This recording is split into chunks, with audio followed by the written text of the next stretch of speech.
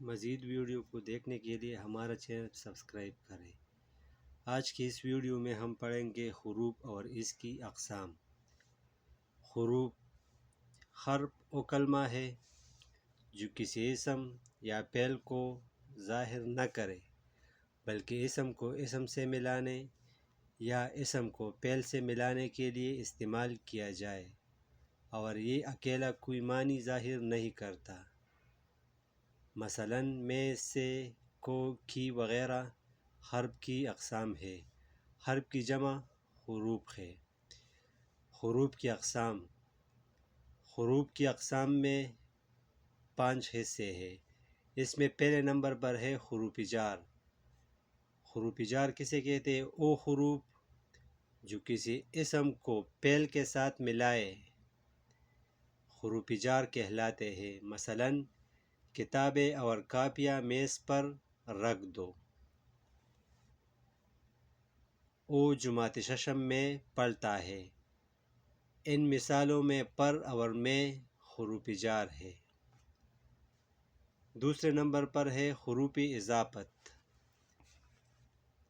یہ حروف دو اسموں کے باہمی تعلق کو ظاہر کرتے ہیں۔ حروف اضافت یہ حروف دو اسموں کے باہمی تعلق کو ظاہر کرتے ہیں۔ مثلاً درخت کے پتے، احمد کی کتاب۔ ان مثالوں میں کے، کی حروف اضافت ہے۔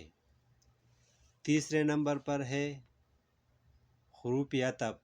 وہ حروف جو دو اسموں یا دو جملوں کو ملانے کا کام کرتے ہیں حروف عطف کہلاتے ہیں۔ مثلاً چاند اور تارے۔ دوسرا مثال ہے صبح و شام۔ ان میں اور واو حروف عطف ہے۔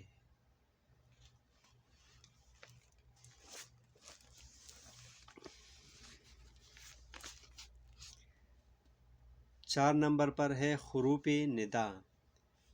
وہ حروف جو کسی کو پکارنے کے لیے استعمال ہوتے ہیں حروف ندا کہلاتے ہیں۔ حروف ندا وہ حروف جو کسی کو پکارنے کے لیے استعمال ہوتے ہیں حروف ندا کہلاتے ہیں۔ مثلاً یا اللہ ہم پر رحم فرما۔ دوسرا مثال ارے بھائی میری بات سنو۔ ان دونوں جملوں میں یا اللہ اور ارے بھائی حروف ندا ہے کہلاتے ہیں۔ یہ دونوں جو ہے حروف ندا ہے۔ اس میں ہم کسی سے کوئی چیز مانتے ہیں، جس کے لیے ہم کوئی آواز کرتے ہیں، اس آواز کو حروف ندا کہتے ہیں۔ 5 نمبر پر ہے حروف استفہام۔ وہ حروف جو کوئی بات پوچھنے کے لیے بولے جائے۔ وہ حروف جو کوئی بات پوچھنے کے لیے بولے جائے حروف استفہام کہلاتے ہیں۔ مثلاً تم کب لاہور جاؤ گے؟ دوسرا مثال ہے کیا میں اندر آ سکتا ہوں؟